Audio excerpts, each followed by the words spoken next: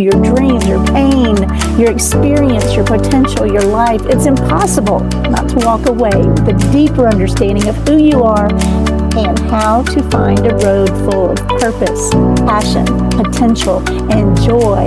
And we're exploring that today with Better Together Life Coaching. Fun. Facing head-on the emotions beneath the surface as we bridge from an old world of confusion and lack to a beautiful new world of freedom, abundance, and love with straightforward truth and inspired hope is what you'll find on The Charla Anderson Show. Collector and connector of fascinating people. And everyone is fascinating. Here's your host, Charla Anderson.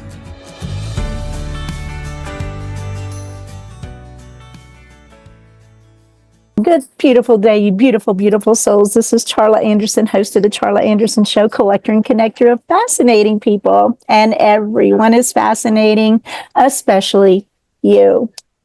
Yes. So today we're going to, I'm going to just talk about life coaching.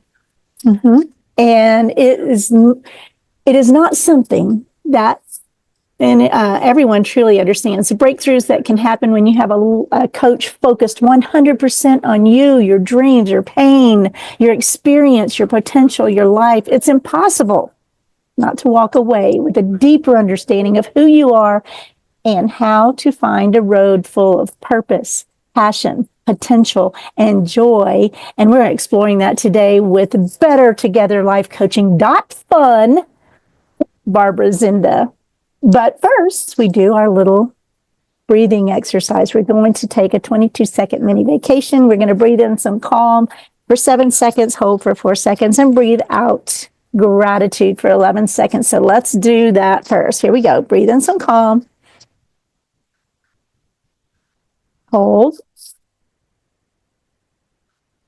Relax, release. Thank you, thank you, thank you, thank you, thank you. Ooh, gratitude is key to a satisfied life.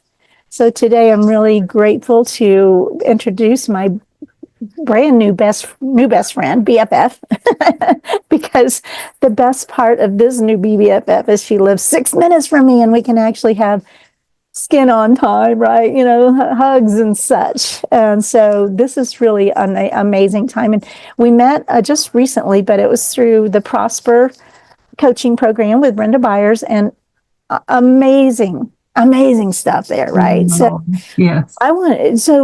So Barbara, tell us who you are in this world. Tell us, just who you are, and we'll talk about what you do and what you offer, but you're a very special lady, and I'm so grateful to have you with me today. Thank you. Well, I'm so happy to be here, and I love that you start every show breathing and gratitude. There's so much power in that, and I love what you said about life coaching. We'll get into all of that, I'm sure. But yeah, I am a single mom turned empty nester in the pandemic. 2020 was a very difficult time for me, but before that, I was raised in a Catholic family, very loving home with 3 other siblings. I'm the second born, and my mom worked at a university. My dad taught psychology, and I took kind of a different route in my career. I went right out of high school into working at a Fortune 500 company in finance, and I worked in the corporate space for almost 30 years. And I had no education. I just went right from high school to this career in banking. And I climbed the ladder. I did pretty well. I got some fancy titles like vice president and senior consultant. And I had a lot of fun, coached a lot of people on how to be great at sales or to be a good leader or, just to excel in the corporate environment, get a new job, resumes, all that stuff. But I started to change my approach to life in the pandemic when my kids moved out. And, it went from this really busy, full, noisy house full of dirty socks and dishes in the sink and, always someone to talk to and cook for and be around, to kind of a void. And it was, I would say, the hardest part of my life is when I became an empty nester. And of course, it had to happen in the pandemic.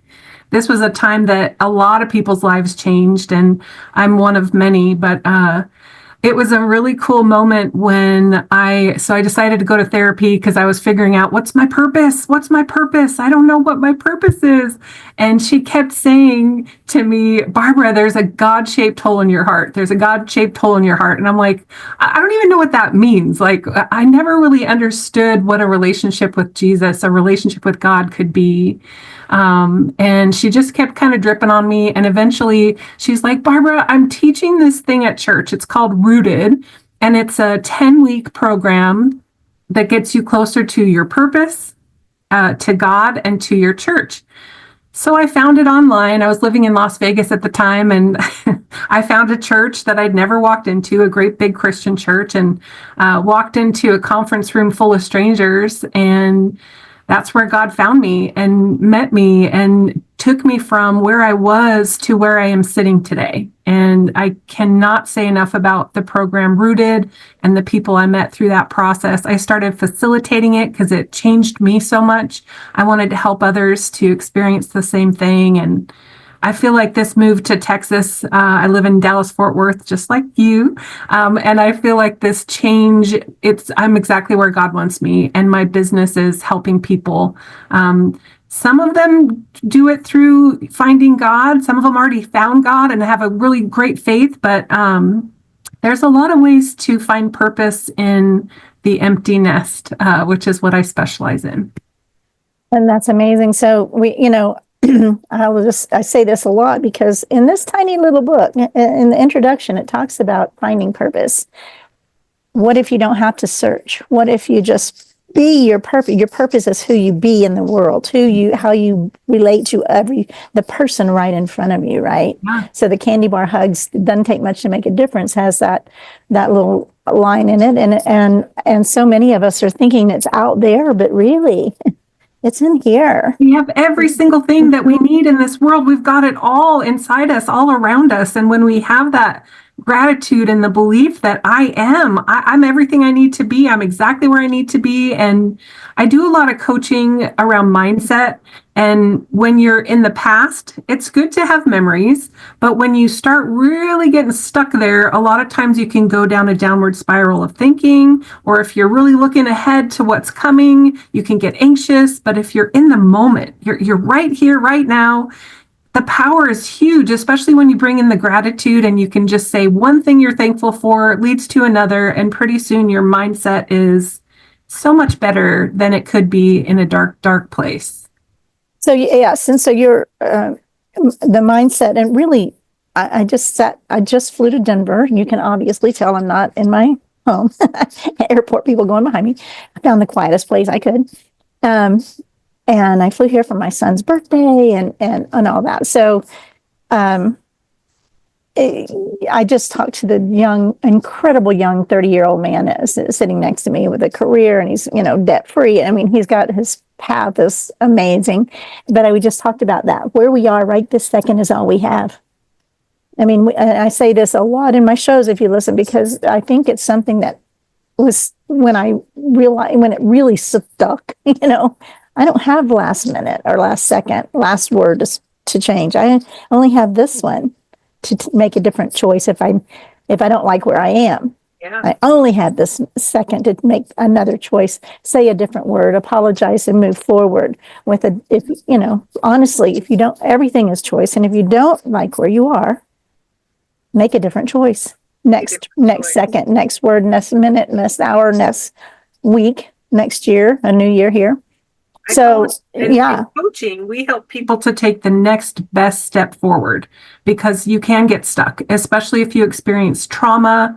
I talk a lot about changing relationships, because empty nester was the hardest time in my life. And I had to learn how to have a relationship with adult children, how to grow my circle of friends to be, strengthening and filling me up. And gosh, when it comes to disappointment, let's talk about disappointment in relationships.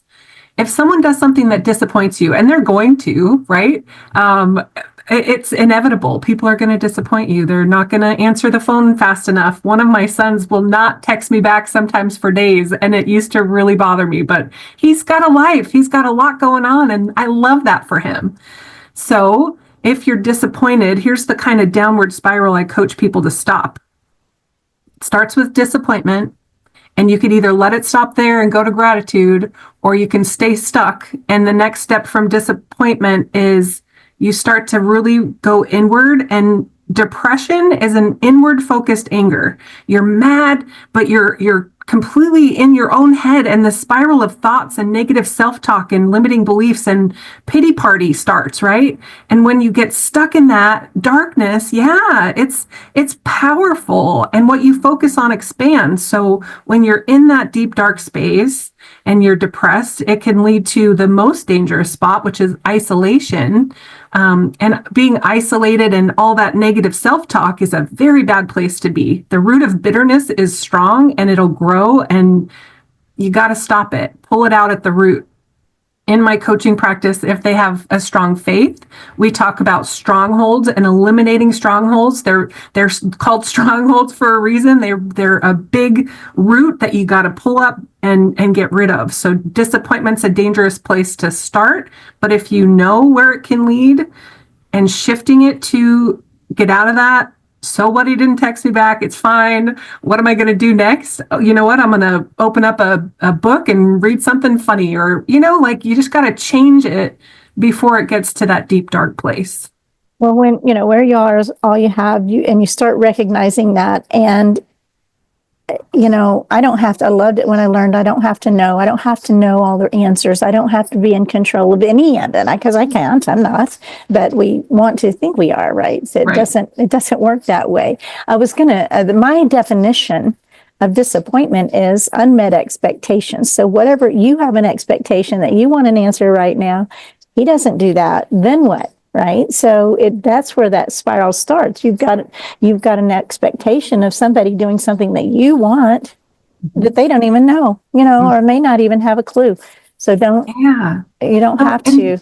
It's a fine line between speaking up for what you want, which is important. And, as a mom, if I need something from my child, I used to pour on a little bit more than I needed to, because I was feeling really emotional. And when you're in an emotional space, it's easy to share that. Like, I coach my parents, like, you don't have to share this deep despair that you're feeling with your kid.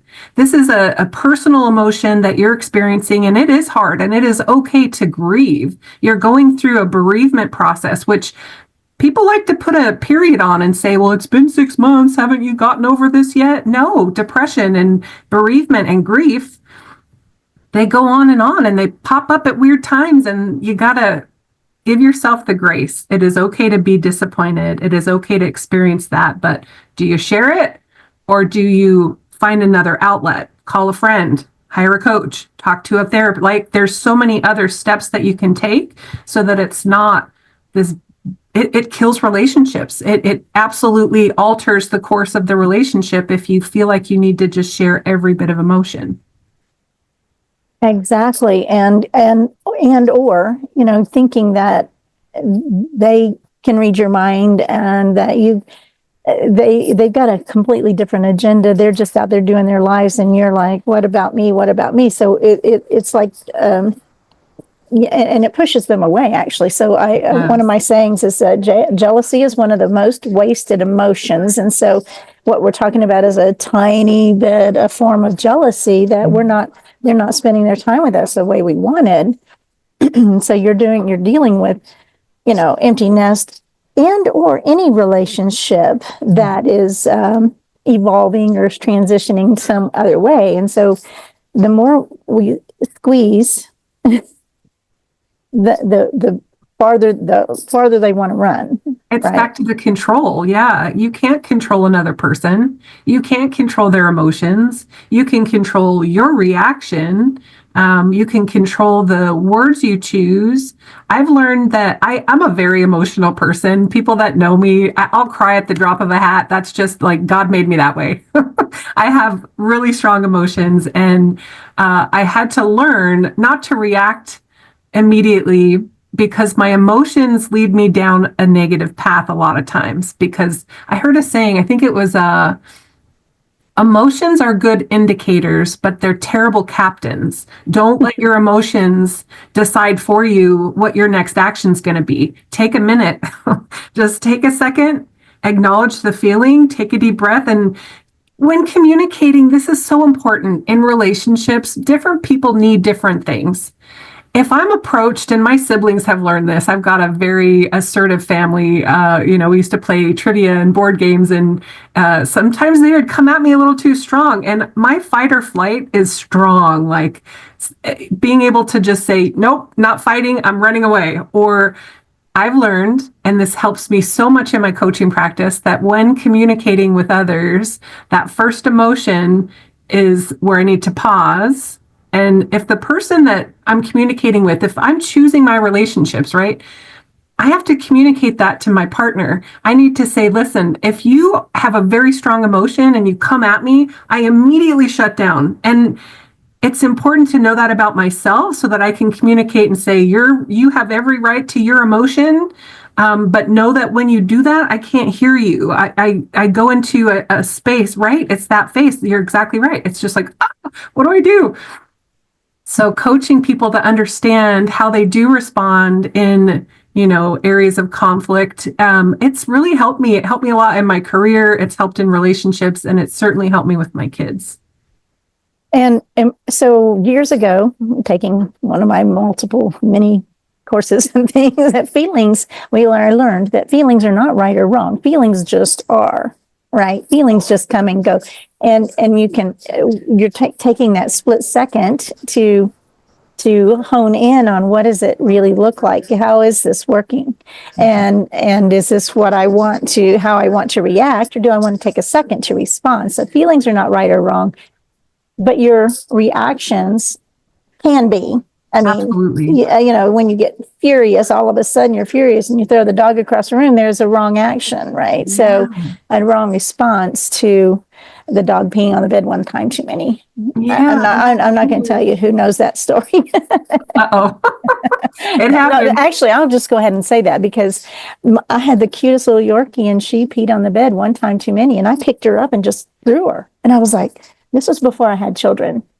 And it made me recognize that split second that a lot of us have in a reaction to our children. And so it was before children, I got to learn that with my poor little doggie. What a gift. What a gift. What a gift. It was a gift, but I didn't realize it at the time. But ultimately, I'm like, I had no idea I had that in me.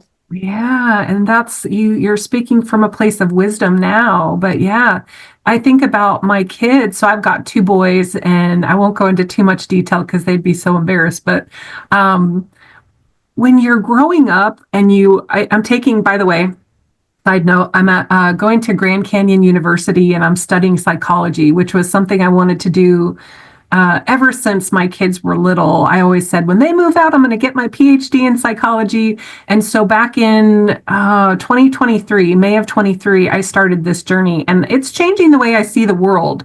And studying psychology helps me understand how we tick and why we do the things we do. And so I look back on how I raised my boys and some of the advice that I gave them. And back to your topic of anger, sibling rivalry, right? I have 3 siblings. There's 4 of us. That's a lot of relationships going on, right?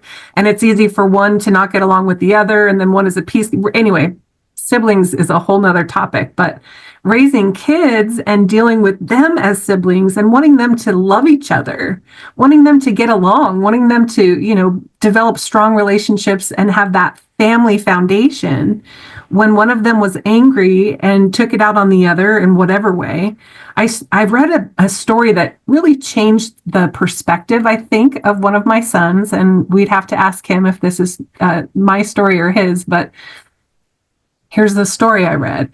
When a young man made an angry decision, every time he made a bad choice and acted out of anger, that instant throw the dog or whatever it is, go out to the backyard fence and take a hammer and nail and hammer in that nail into the fence. And every time he made and it was a lot, a lot of nails in this fence.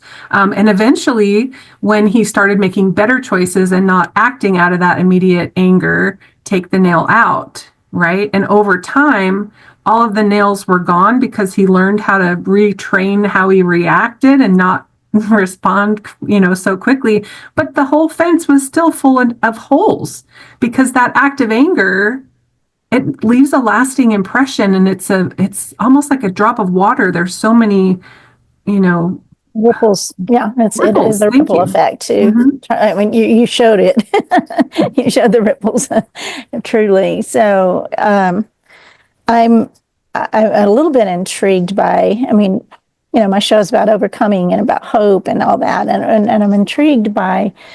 I mean, being in the corporate ladder and really making it to the fairly close to the top of a Fortune 500 company from first job, right? That's a path, and it becomes your identity. So when I was a flight attendant, it was who I am, right? So who I am is a banker. That's kind of who your identity has been all this time. How was that? How has that been when you have no longer have that as your identity? Because that was a tough one for me. Yeah. Yeah. And I mean, it's back to like, what are all the labels that define me that people give to me and say who I am, right? Nobody can tell me who I am but my Heavenly Father. I am who He says I am, and that's it. So am I a banker, a corporate executive? Am I a life coach? Am I a single mom? Am I an empty, like there's so many labels that people have given to me. And I learned through coaching and therapy and reading a lot of self-work. I learned that if I take any of those labels and let it define me, it's a dangerous place. And it's almost like wearing a mask. And I have to put on this mask of I'm a corporate employee. This is why I left. Something really tough happened. Well, we all have things that are difficult, but my dad passed away last year in April.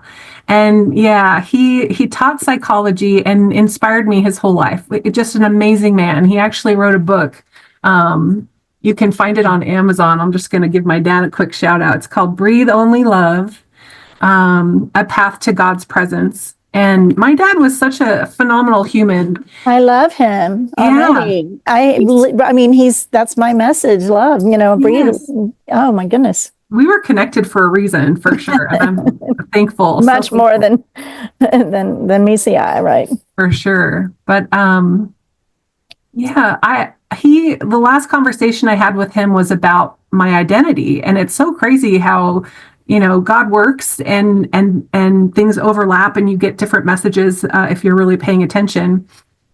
My dad said, so I'm studying psychology, straight A's, which when I was in high school, like it was a struggle to get B's and C's. So to have straight A's in college is like, it still blows my mind. And so I went and I was so excited to tell my dad, like, hey, Dad, guess what? I have straight A's and they invited me to the National Collegiate Society. Like, isn't that cool? And I'm studying psychology because of you. And he was the one person I thought would be like, great job. Wonderful. I'm so proud of you. Instead, he said, I don't really know that you need to go to school at this point in your life. I think your career speaks for itself.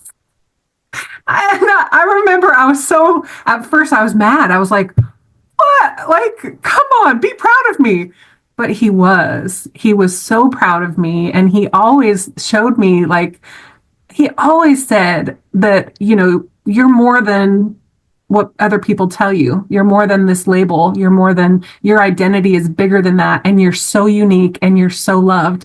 So yeah, when it comes to my corporate title, by him saying that, it almost took it away. Like, you know what? I don't have to do this anymore. I can find a different path. And I help people for a living now. People pay me to help them get over difficult situations or pull off the labels and like really truly find out what it means to live with joy and hope and all of the fruits of the Holy Spirit. Like, how do I actually experience peace? The only way I got through, and last year, I mean, it was a roller coaster. Dad died. I had 4 weddings. So I had like 4 weddings and a funeral, and they were all, anyway, it was a lot. It was a movie. It is. Isn't that a movie? But I got through all of it. with some peace. And it made no sense to have peace when my dad died. And I'm like, I thought I would just like get soaked up into the floor when someone that close to me passed away. Like, how can I even exist? But here I am. And thank God for my dad. I talked to so many people when he passed away, and they shared personal stories like, never knowing that their parents loved them, never knowing their dad loved them. And my dad made it known. He'd say things like, you always got more hugs than spankings. And he'd make it a point like, hey, you see that boy over there? Talking about my brother. I love that boy. He just loved. And there's no greater gift that you can give to your child than love. Oh, it's beautiful, beautiful. I mean, he sounds like a remarkable person, a great, great, great human being and a dad.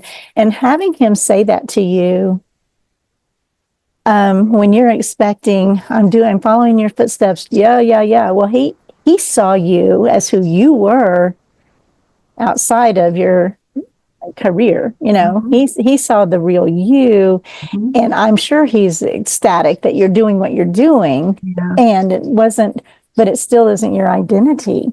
No. And when you say, we only have we should just identify with who God says we are.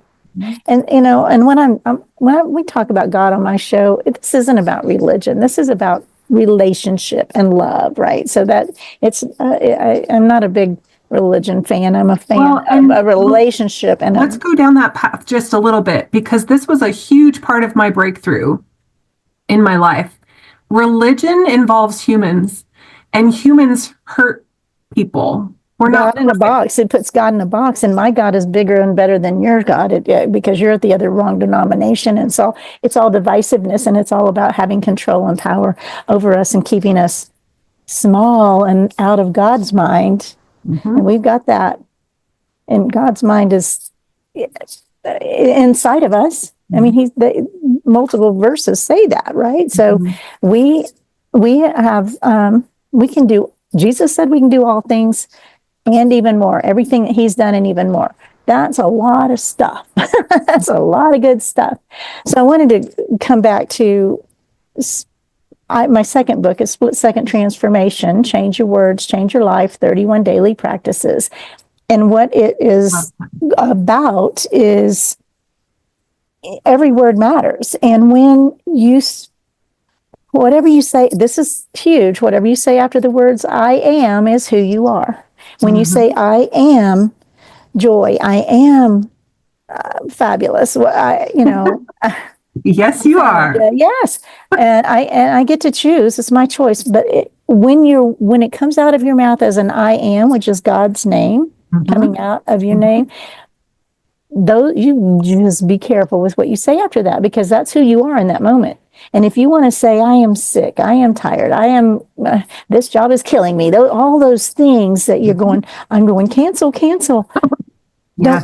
Don't claim any dis-ease. Say I've been diagnosed, and I'm doing all I need to do. But who I am is playing with those grandchildren. I'm healthy, happy, and wise. And, mm-hmm. you speak what you want and what you expect. And then you lay it at his feet and let him do the work while we envision the life we want.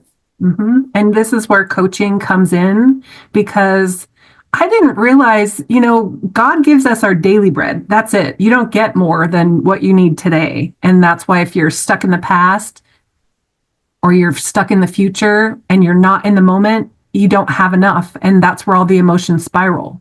But if you stay in the moment and focus on today, and you're grateful and you know who you are, it all just comes together as this beautiful thing. A lot of people do a word of the year. And I went to a New Year's Eve party. We had so much fun and we had such rich conversations. It was amazing. The story my friend shared, and I have to look up who the speaker was, because she said that this speaker went in front of large groups and would tell the story and say, okay, everyone, grab a piece of paper. On the piece of paper, write your least favorite vegetable. Write down that. What's your least favorite vegetable? What would you say? Oh, me? Yeah. I'm going to say cilantro because I can't do cilantro. It's not a That's vegetable, a but it unique is. one. Okay. It's a Cilantro. green. It's a green thing that, and Mhm. I, as an aside, people either love it or hate it. And there is literally a gene or a DNA thing in your body. It tastes like soap if you don't, if you have that particular or don't have whatever it is. When I found that out, I was like, no, I, I'm like, everybody's like, I love cilantro. I'm like, it tastes So and that smells face, like soap. that feeling of disgust, right? So if you've got it written on a piece of paper, and you could take that piece of paper and throw it on the ground and just stomp on it, stomp on it, stomp on it, boo cilantro, I hate you, right? Now take a piece of paper and write your mom's name on the piece of paper. Now throw it on the ground and stomp on it. He said after doing the same thing in front of all these groups, not a single person ever stomped on their moms. Whatever the emotions are and the relationship was with your mother, stomping on your mom. So this shows the power of words. Words matter. And the word cilantro just gives you a reaction. The word mom gives you a completely different reaction. So words matter. I last year I picked a word, but I didn't keep it in front of my mind. My word was breakthrough, and whoa, did I break through a lot last year. But what I didn't do that I'm doing different this year is I'm writing it every single day. And I think that there's power in that and in bringing it into the moment, inviting it into the day. So yeah, words are definitely powerful. Well, let's give props to Brenda Byers. Do you have your daily planner? I have mine somewhere here.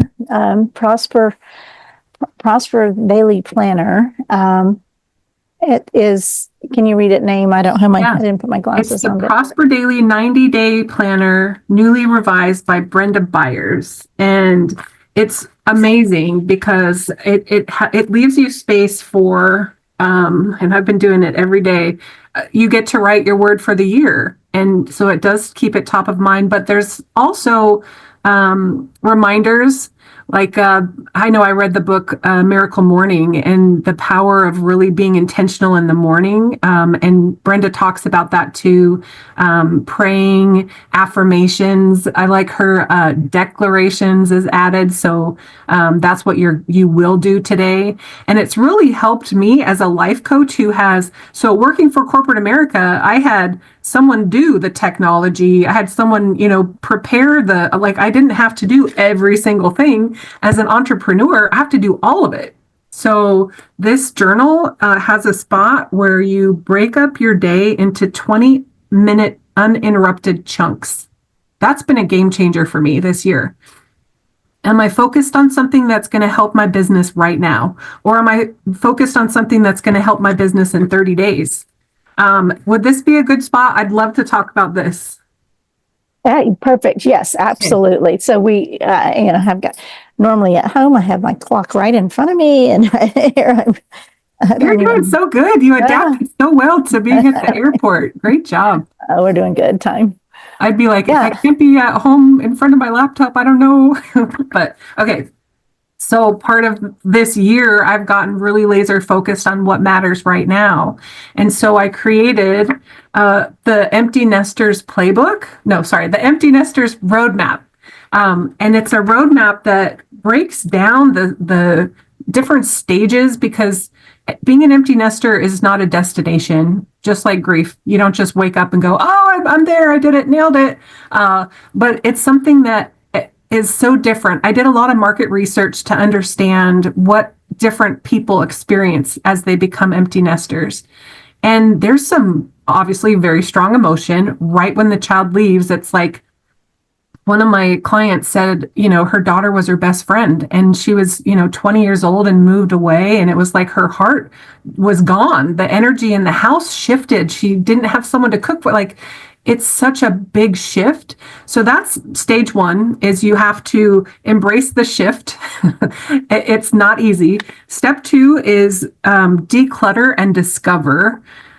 You have to make space. So first of all, you can't move past the first one until you're ready. Acknowledge your feelings, give yourself the time. And then moving to step two is, I had a client who shared every day she'd walk past pictures of her kids when they were younger.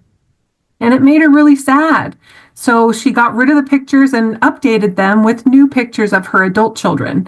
And it brought more of the joy that she wants in her life. So declutter what's not serving you, get rid of it physically, get rid of it mentally, emotionally, and get rid of it in your time and relationships. Who are you spending time with?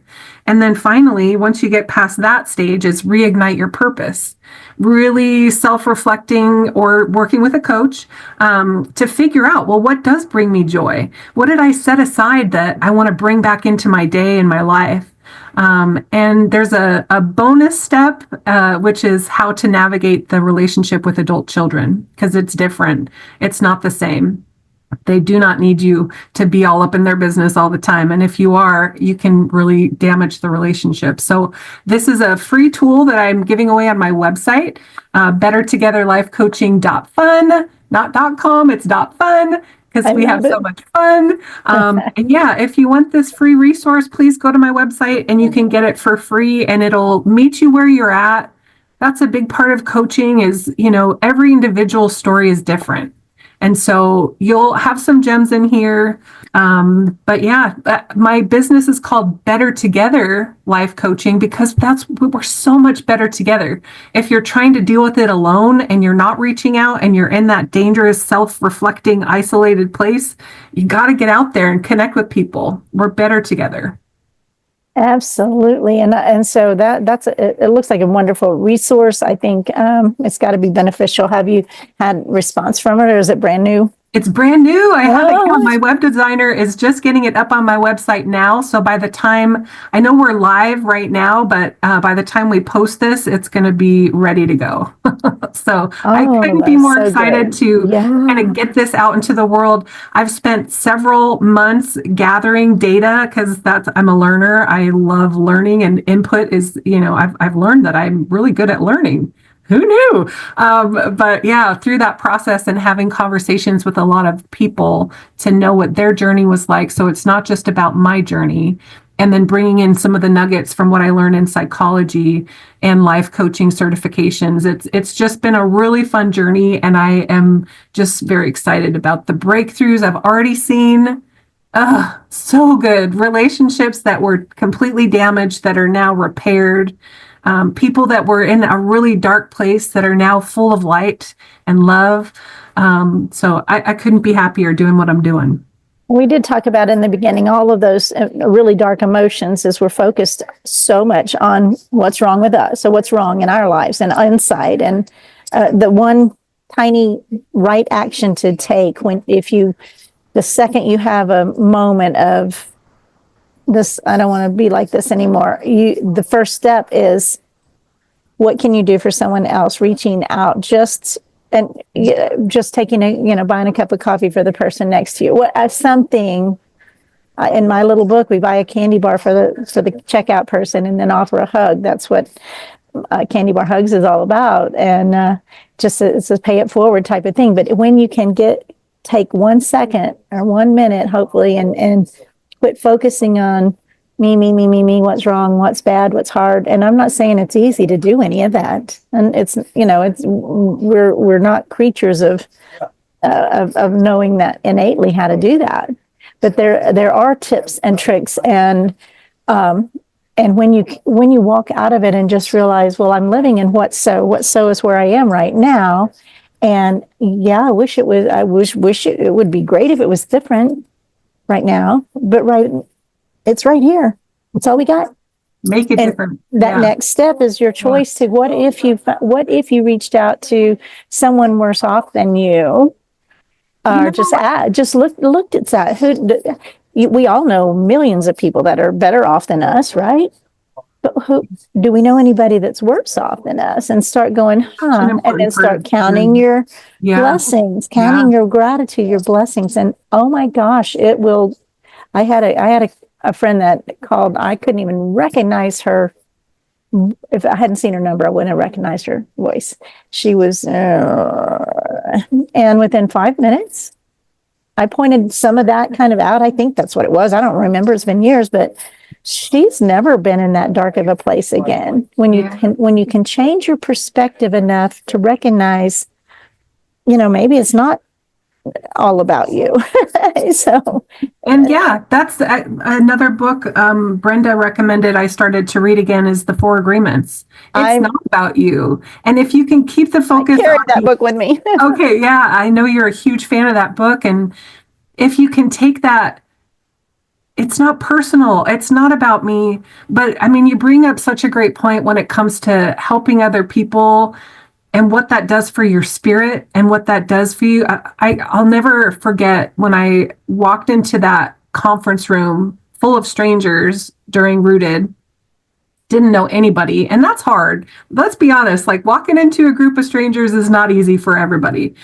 And after I had been isolated for so long in the pandemic and really got used to, I worked from home, the kids were gone, like I was used to just being alone. And you know, when you're alone, your brain actually starts to atrophy. Your brain, it's awful what can happen. So going from that isolated space to connecting with others and traveling down the path of inviting in the Holy Spirit, the power of prayer and helping others, we would go and feed the homeless on Saturdays. In Vegas it could get really hot, so sometimes we'd bring watermelon and sunscreen, or we would anyway. Helping other people is such an important part, and when you think about the power of connection and how easy it is to stay isolated if you're there, it's your brain loves that. Your brain is comfortable when things are going the same way because it's safe.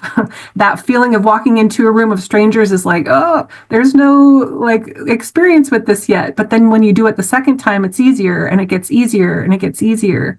That's the power. New muscle. It's new, like any new muscle, right? It's certainly a piece of all that. So, no, yeah, I believe that is truly the secret of stepping out of depression, but it has to take some. You have to have make the choice.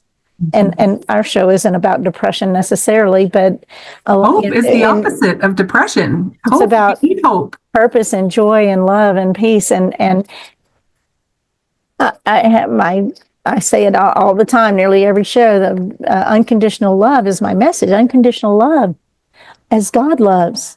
If God is love, he can't be not love. Unconditional love, unconditional forgiveness, not unconditional boundaries. So there's that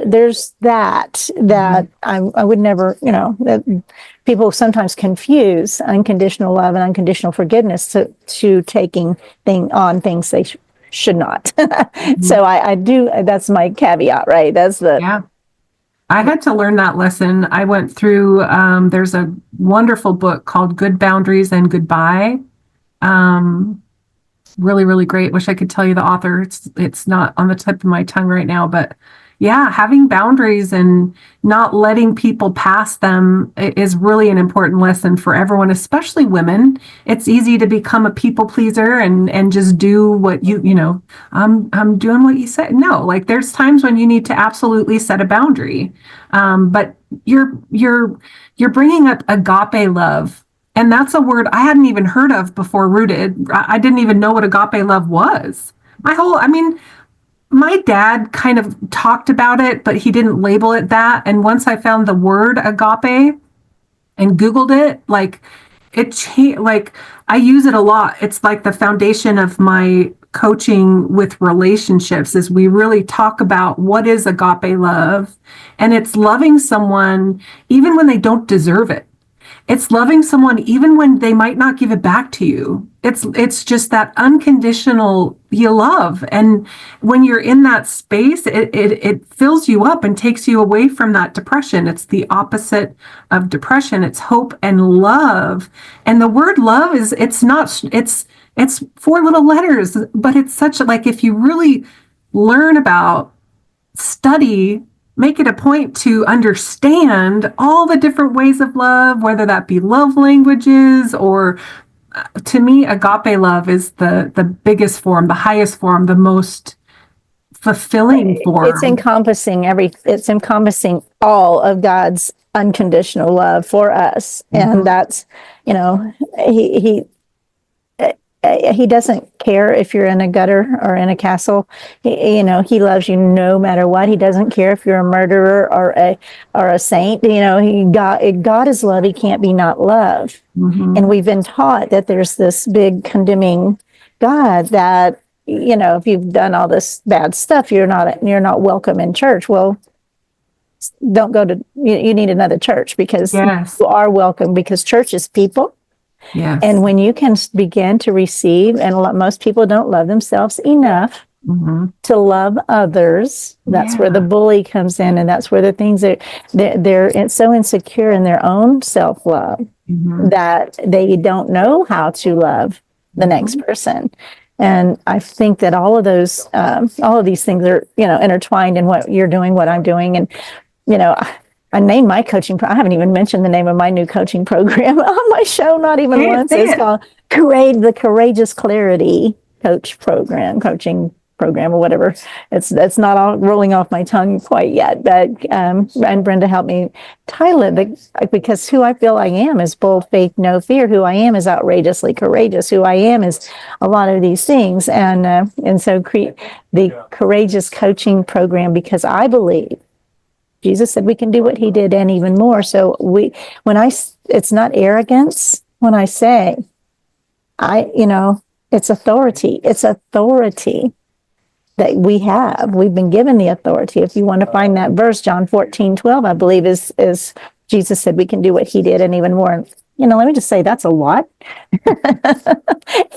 So no pressure. But why weren't we taught it, and why don't we believe it, and why don't we act on it? I don't 100% of the time, certainly not, but I do. I believe, hey, I just ask, believe. And this is a key that I believe was kind of removed or maybe overlooked when they translated, expect that it's already done. And that's where we talked about the disease. Expect that it's already, I'm already healed. Expect it. And you can see those grandchildren, and you can see the weddings, or the whatever it is that you see on the other side of that thing you might have been diagnosed with is not who you are. Yeah. It's just something that was mentioned out here. You don't have to claim it. One of those labels that you can, get rid of, because it doesn't define you. It's not your complete who you are. Perfect, exactly who you are, who and where you are. There's nowhere else to be. You are perfect right here, right now, because it's all you got. Well, and I always say, and my word of the year is flow. And because I'm an overachiever, I have 3 words. But if you're listening and you don't have a word, just pick one. Don't pick 3, because it's overwhelming if it's your first time. But flow, abundance, and joy are my words. And the flow is in the morning. I love that. And my name is Joy in Greek, or a derivative, and it means chat in Spanish too. So that's there's a story about that I was just flabbergasted when I found out my name means joy in Greek. But so we've got. You were just saying, what was it? The flow is the word. So connecting to the power that's right there, and the love. Every word matters. Every word matters. And then when we defeat some of our words unintentionally, most of the time, if it be your will, well, if you've spoken and there's no harm being done, we kind of take away God's power when we start giving him an out, because it's too late in the game today to talk about this too much, but we negate our prayers. We wimpy prayers. Yes, please, please, please, please, please. Those are wimpy prayers. And why don't you answer my please, please, please, please? Because obviously you don't believe. There's no belief, and the expectation that it's already done and on its way, and then release it, lay it at his feet, beautifully. Gives him the space and gives the time to give that gap in time sometimes. And I think he's working at warp speed now, because sometimes I mention it and I'm like, whoa, thanks. That was fast. That's like in the Bible, it talks about Abraham who's going to sacrifice his son because God said to do it. And he was, okay, I'm going to be obedient. That obedience of, okay, I believe that you always have a bigger plan. And so he was going to do that. And when it came time, there's a ram running up the hill, running up the hill. He can't see it yet. It didn't come over the top. He's ready to sacrifice his son. And then God says, no, I would never have you do that. Son gets up, and there's this beautiful ram. It's already there. That ram was already running up the mountain. There was never a moment when he would allow him to sacrifice his son. So that belief of that ram is right over the edge of this mountain running towards me. Here it comes. Oh, thank you. Everything. That gratitude. Ask, believe, expect, and receive. Yes. And then release it. See, that's the key too. We keep remember. Please remember. I think he's smart enough to hear it once or twice and be okay with that, don't you? Yeah. I used to, one thing Rooted taught me, we would write down, like if something's really heavy, it's really heavy on your heart, and you write the word down and fold it up and either put it in your Bible, put it in a prayer box, I put it in a drawer.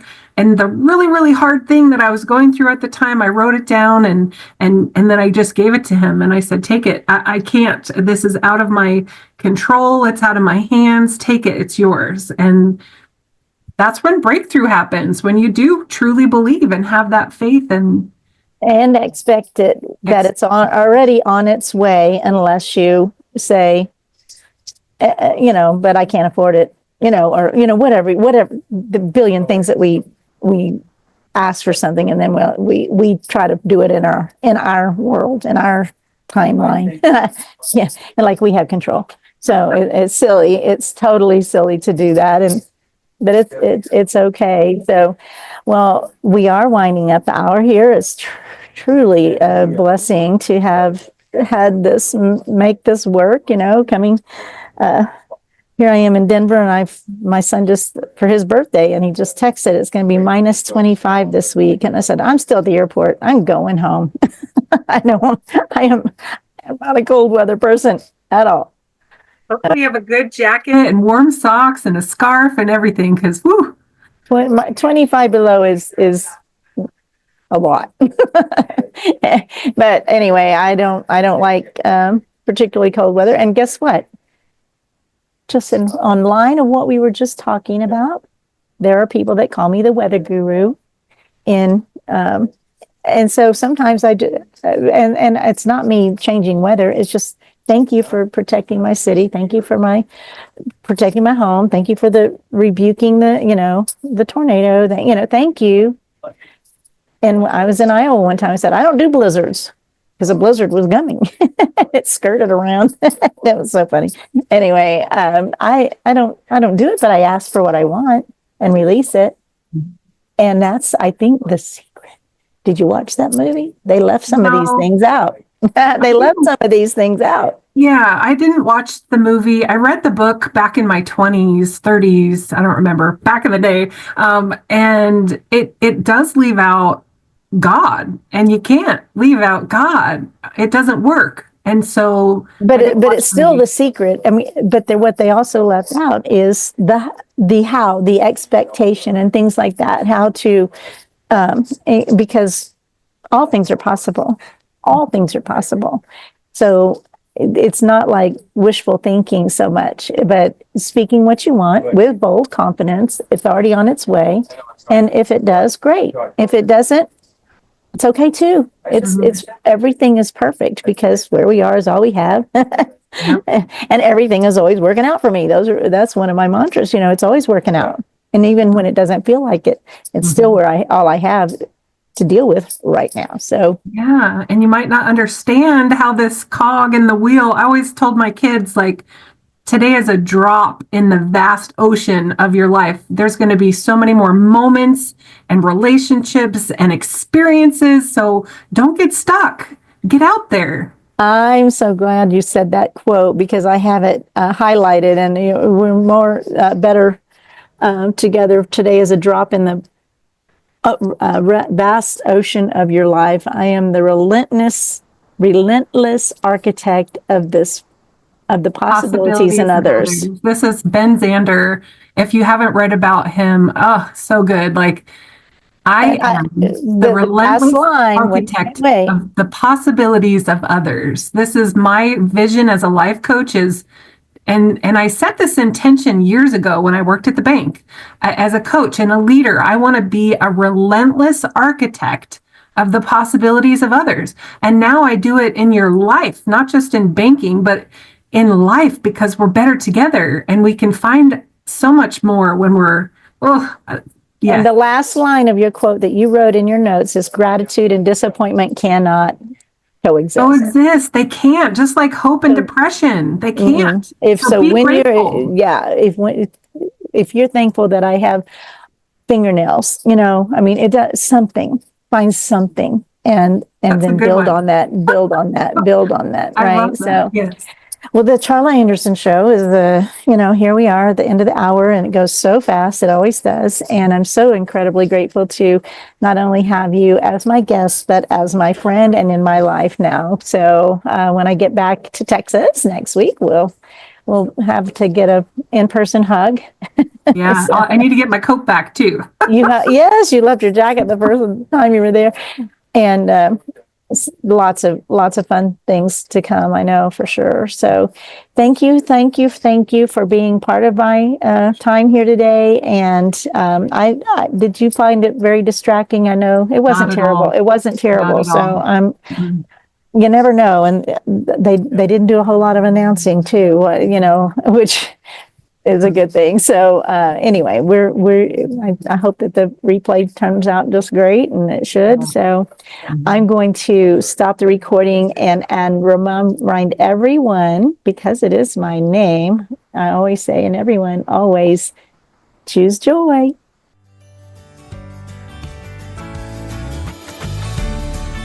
Parting is such sweet sorrow. The Charla Anderson Show, encouraging you to stand strong and courageous with bold faith, no fear, immense hope, kindness, and love, especially towards yourself. Visit charlaanderson.com for replays, blogs, and more on her ever-expanding website, as well as watch her live TV show on winwinwomen.tv, Roku, Apple TV, and Amazon Fire. And so that we can continue learning together and growing this community of beautiful souls, we invite you to share the Charla Anderson Show with your circle of friends. Until we meet again next week, remember always, choose joy.